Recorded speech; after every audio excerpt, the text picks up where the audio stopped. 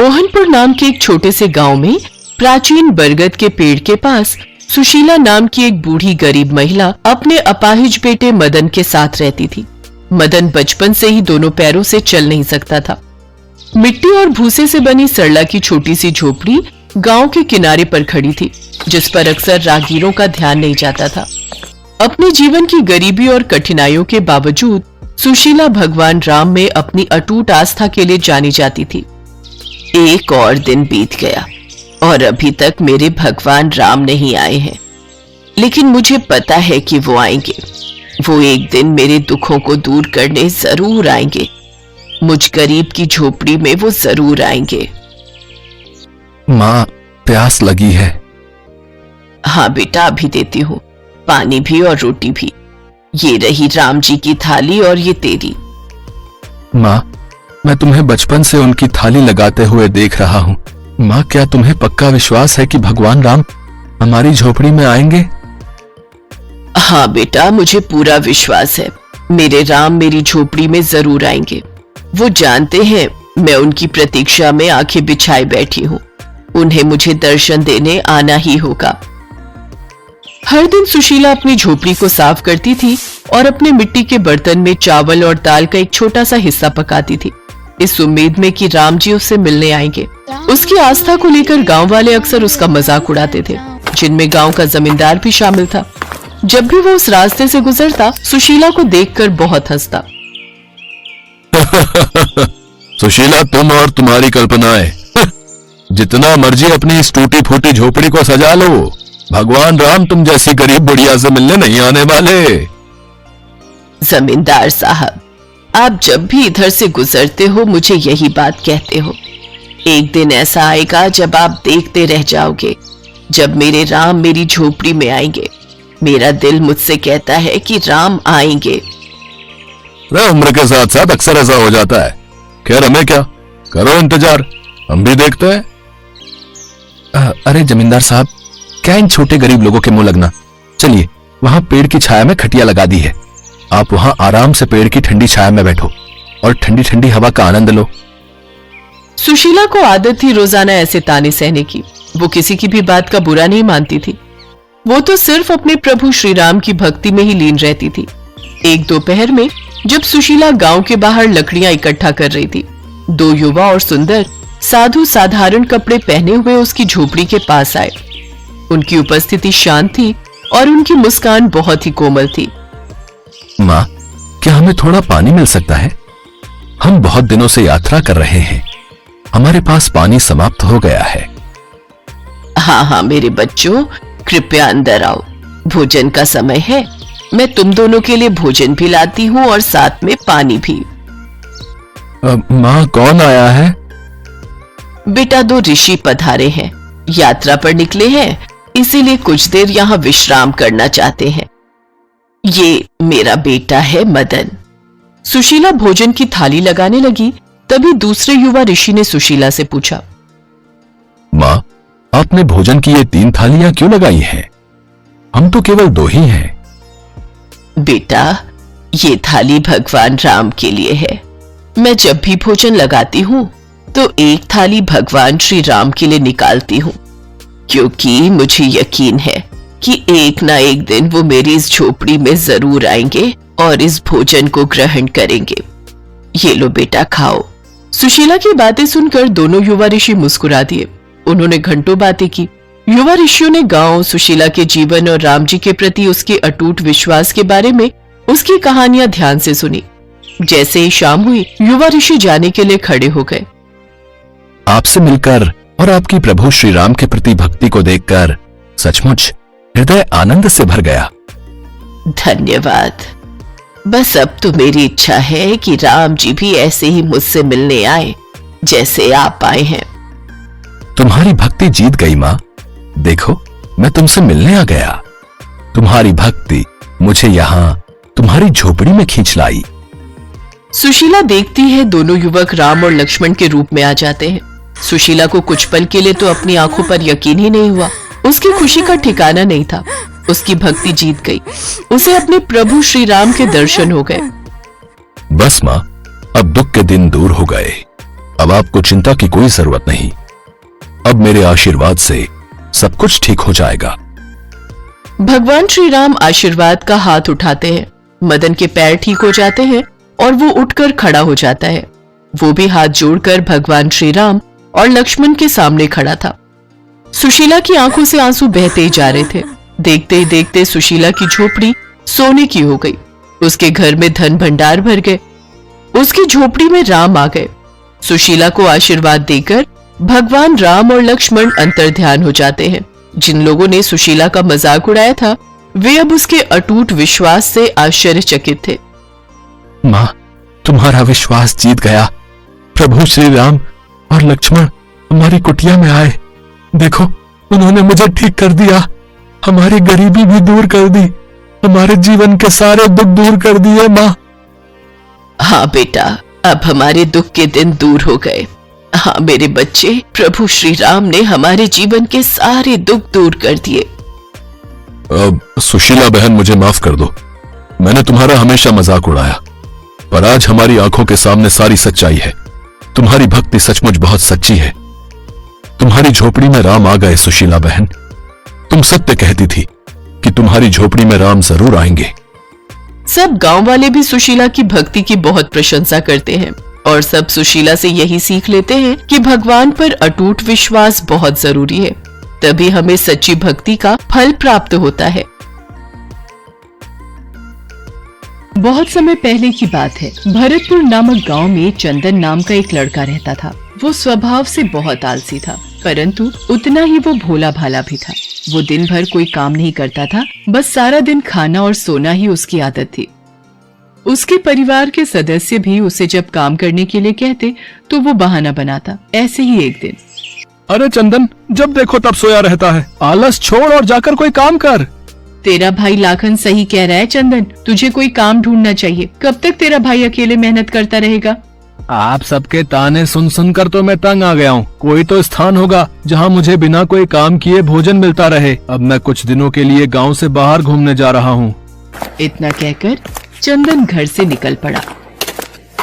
यूं ही भटकते हुए वो एक आश्रम में पहुंचा।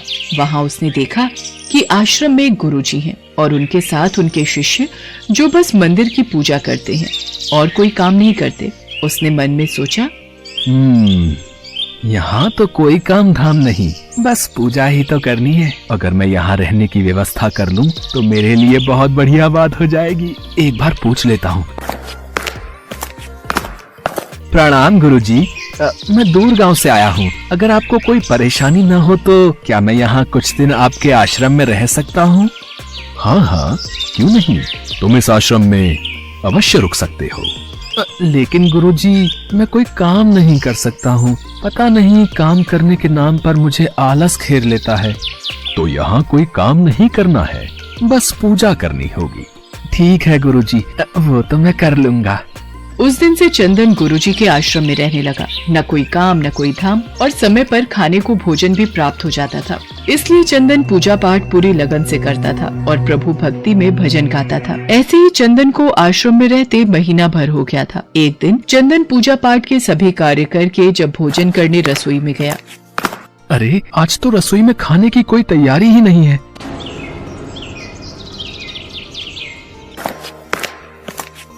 गुरुजी, आज खाना नहीं बनेगा क्या? चंदन, आज एकादशी है। आज आश्रम में सबका उपवास है और आज तुम भी उपवास रखो। आज भोजन नहीं बनेगा। नहीं नहीं गुरुजी, अगर मैंने उपवास कर लिया तो कल का दिन नहीं देख पाऊंगा। मैंने कभी भी उपवास नहीं रखा और मैं उपवास नहीं रख सकता। मैं तो बिल्कुल भूखा नहीं रह सकता। मुझे तो बहुत भूख लगती है। ठीक है चंदन, अगर तुम्हें उपवास नहीं रखना तो तुम मत रखो, पर खाना भी तुम्हारे लिए कोई और नहीं बनाएगा। तुम्हें अपना खाना स्वयं बनाना पड़ेगा।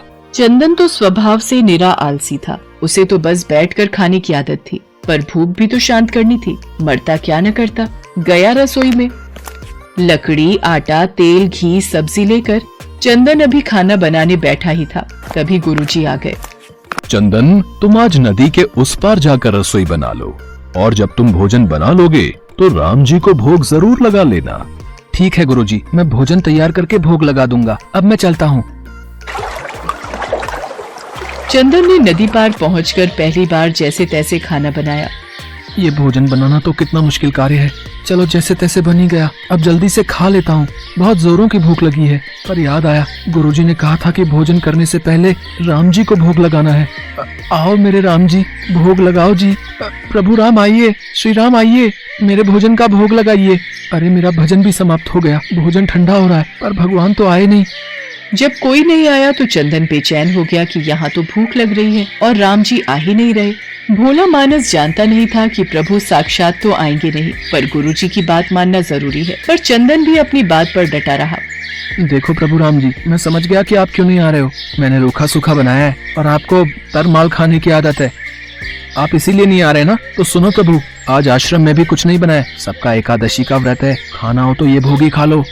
वो कहते हैं ना, भगवान भी भक्त के वश में होते हैं। श्री राम अपने भक्त की सरलता पर बड़े मुस्कुराए और माता सीता के साथ प्रकट हो गए। गुरुजी ने तो कहा था कि राम जी आएंगे, पर यहाँ तो माता सीता भी आई हैं और मैंने तो भोजन बस 2 लोगों का बनाया है। अगर एक को भोजन खिलाऊंगा तो दूसरे को न पूछूं तो वो भी तो अच्छी बात नहीं है ना। कोई बात नहीं, मैं आज इन दोनों को ही भोजन खिला देता हूँ। मैं आज भूखा रह लूंगा। प्रभु, आपके इस भक्त ने तो भोजन बहुत ही स्वादिष्ट बनाया है। तभी तो मैंने तुम्हें यहाँ अपने साथ आने का आग्रह किया था। प्रभु, आप दोनों को मेरे हाथ का भोजन स्वादिष्ट लगा, ये जानकर मुझे बहुत खुशी हुई है। पर मुझे लग रहा था कि आप अकेले आएंगे, पर आप तो 2 लोग आए, इसलिए मैं भूखा रह गया। पर अगली एकादशी पर ऐसा न करना, पहले बता देना कि कितने जन आ रहे हो, और हाँ, थोड़ा जल्दी आ जाना।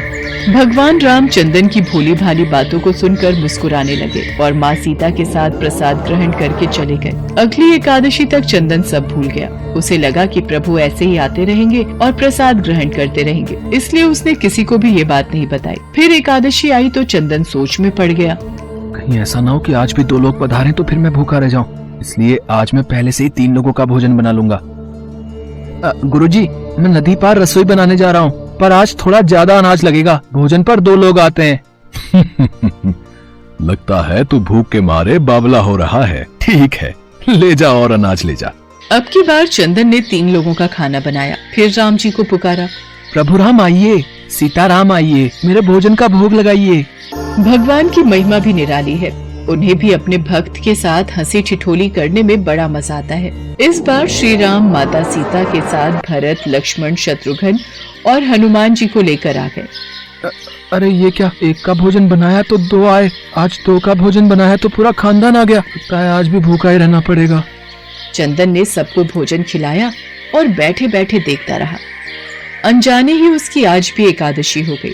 फिर अगली एकादशी पर चंदन ने गुरुजी से कहा, गुरुजी, ये आपके प्रभु राम जी अकेले क्यों नहीं आते? हर बार कितने सारे लोग ले आते हैं, इस बार अनाज ज्यादा देना। ये चंदन हर बार मेरे से अनाज बढ़ा कर ले जाता है। कहीं ये अनाज को बाजार में बेचता तो नहीं है। मुझे इसके पीछे जाकर देखना पड़ेगा। ठीक है चंदन, भंडार में से जितना अनाज चाहिए ले लो। चंदन जब अनाज लेकर नदी पार चला गया तो गुरुजी भी छुपकर उसे देखने चल पड़े। इस बार भोजन पहले नहीं बनाऊंगा, पता नहीं कितने लोग आ जाएं। पहले बुला लेता हूँ, फिर बनाता हूँ। प्रभु राम आइए, श्री राम आइए, मेरे भोजन का भोग लगाइए। देखते ही देखते सारा राम दरबार मौजूद हो गया। राम जी मुस्कुराए। सीता माता भी गदगद हो गई चंदन के मासूम जवाब से। प्रभु ये क्या, हम सब तो आपके साथ यहाँ पर भोजन के लिए पधारे हैं, पर यहाँ पर तो प्रसाद तैयार ही नहीं है। प्रभु इस बार मैंने ना खाना नहीं बनाया। क्यों चंदन, आज तुमने हमारे लिए प्रसाद क्यों नहीं बनाया? राम जी, भोजन बनाकर क्या फायदा, मैं तो भूखा ही रहूंगा। फिर क्या फायदा बनाने का, आप ही बना लो और खुद ही खा लो। क्या करें भैया, भक्त की इच्छा है, पूरी तो करनी ही पड़ेगी। चलो लग जाओ काम पर। लक्ष्मण, तुम लकड़ी काट लो। देवी सीता, तुम आटा गूंथ लो। मैं चूल्हे की तैयारी। राम जी के साथ सब मिलकर रसोई बनाने लगे। चंदन एक तरफ बैठकर देखता रहा।